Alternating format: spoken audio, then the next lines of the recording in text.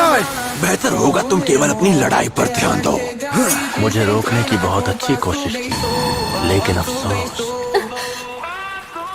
लेकिन अफसोस अब तुम चाहे कितनी भी कोशिश कर लो, आगे नहीं बढ़ पाओगे।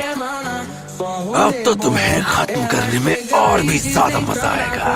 किस्सा में बस रुक जाओ। अगर तुमने इस आदमी का सामना किया तो तुम्हें भारी पड़ सकता है।